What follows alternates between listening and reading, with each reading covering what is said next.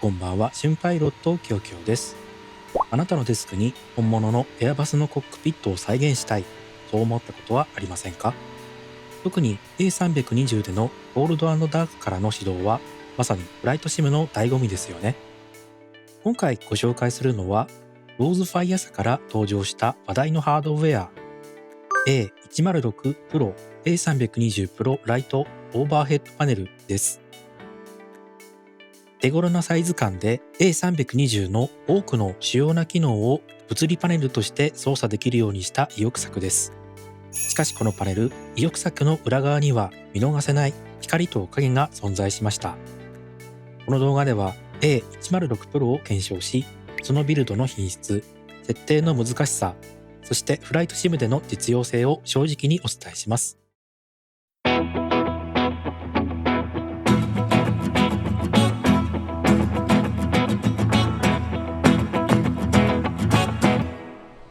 本編に入る前にちょっとだけ CM です。今回ご紹介する A106 Pro は RTR ホビーさんから提供してもらいました。RTR ホビーさんの頭文字 RTR は Ready to Run、つまりすぐ動かせる完成済みのモデルがたっぷり揃っているラジコン専門の海外オンラインショップです。もちろんこの動画にあるフライトシム用のデバイスもたくさん扱っています。ただ注意してほしいのは、こういう海外サイトからラジコンを買うとき、日本の技的マークに対応していないと電波法に引っかかっちゃう可能性があります。また家庭用のコンセントに接続して使う充電器や AC アダプターがついている製品は PSE マークがあることも忘れずに、これ結構ヤバめの話なので注意です。なのでこの動画を見ている皆さんは、フライトシム用のデバイスを買うときにRTR ホビーさんをぜひ活用してほしいです。例えばこの A106 Pro のように USB ケーブルでパソコンに接続し、PC からの電力のみで動作するデバイス本体は、通常技的マークも PSE マークも適用外です。RTR ホビーさんへのリンクは概要欄に貼ってあるので、興味がある人は今すぐチェックしてみてください。まずは製品の概要と箱を開けたところから見ていきましょう。ローズファイア A106 Pro は見ての通り非常にコンパクトにまとめられています。サイズは横幅21センチ、縦幅 10.5 センチ、奥行き3センチで重さは 500g。デスクの上に置いても邪魔にならないサイズ感です。外側のケースはアルミニウム製。この部分は非常に頑丈で高級感があります。他のハイエンドなオーバーヘッドパネルと比べると約$200、日本円で約3万円という価格設定で、それなりな価格のスイッチボックスと言えるでしょう。箱の中身はシンプルです。本体と USB Type-C ケーブル、そして紙の簡易的な説明書が入っています。注意点として、このパネルは主要な機能をまとめたものなので、A320 の完全なレプリカではありません。ですが、バッテリーや APU、シートベルトサイン、照明など A320 で最も頻繁に操作するコアな機能が見事に集約されています。さて、このパネルのレビューで多くの人がつまずくのが初期設定です。結論から言うと、このパネル、専用のソフトウェアが提供されていません。互換性自体は Phoenix A320、Fly-by-Wire A32NX、そして最新の Microsoft Flight Simulator 2024にも対応していて素晴らしいのですが、問題は設定方法。付属の QR コードから誘導されるのは FSU-IPC と MobiFlight というサードパーティー製のコントローラー設定ソフトです。しかもダウンロードした FSU-IPC が古いバージョンであったり、MobiFlight のプロファイルを自分でインポートする必要があったりします。なので、これから新しく購入しようとしている人は、FSU-IPC の公式ページから最新版をダウンロードしてインストールしてください。有料版は買う必要はありません。MobiFlight も公式ページからダウンロードして最新版をインストールしておきます。最後はモビフライトにローズファイア社が作成したプロファイルを読み込むだけです。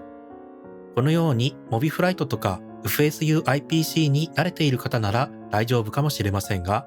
初めてフライトシムハードウェアを買う方にとっては、この導入の壁は非常に高いと感じるはずです。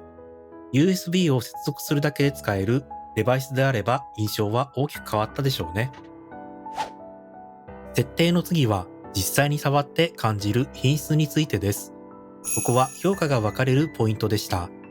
先ほども言った通り、アルミニウムの外装は非常に頑丈で耐久性は高そうです。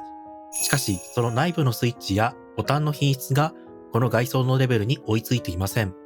この IRS スイッチを見てもらうとわかるんですが、もろ 3D プリンターで作ったんだろうなという印象です。また、多くのスイッチに目立つぐらつきが感じられます。また、これは私だけの現象かもしれませんが、フルオキシゲンを押すとなぜか APU のボタンが反応したりするなど、ちょっと気になる部分もあります。本体のバックライトについては横にある調光ノブで調節します。ただ、この調光ノブよく見てください。気づきましたか？ 270 度回るうち実際に調光効果があるのは最後の10度から20度だけです。ここもクオリティコントロールの甘さを感じます。厳しい意見を述べましたが、ここからはポジティブな面です。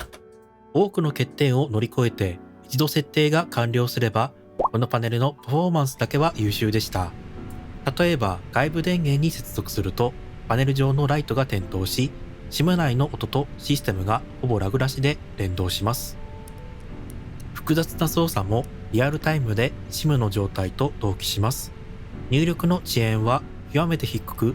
操作した感覚がすぐに SIM に反映されるのは良い部分です。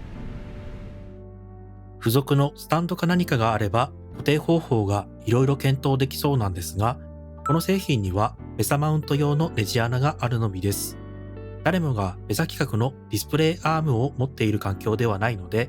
ここももう少し固定方法の選択肢を増やしてくれるようなアクセサリーが欲しいです。さて、このローズファイア A106 Pro をまとめるとどうでしょうか。価格は$200、そこそこなお値段ですが、頻繁に操作しそうなスイッチがカバーできているという点は評価できます。ただ、初心者にお勧めできるかという点で考えると、ボタンの設定でつまずくくらいの複雑さと思っており、正直今後の設定サポートの充実に期待したいと感じました。結論として、ローズファイア A106 Pro は、フライトシムの機能性を求めるが、設定の手間やビルド品質の妥協点を受け入れられる中上級者向けのパネルという評価になります。他企業のデバイスのように専用ソフトのインストールは必要だけど、パソコンに挿しただけで使えるというのが用意されていれば、また違った評価になったかもしれません。今回のローズファイヤー A106 Pro のレビューいかがでしたでしょうか。このパネルはまさに可能性の塊。今後ソフトウェアが改善されれば、間違いなく業界をリードする存在になるでしょう。皆さんはこのローズファイヤー A106 Pro についてどう思いましたか？このレビューがあなたの次のフライトシムハードウェア選びの参考になったなら嬉しいです。最後までご視聴くださりありがとうございました。また次の動画でお会いしましょう。それでは、良いフライトを。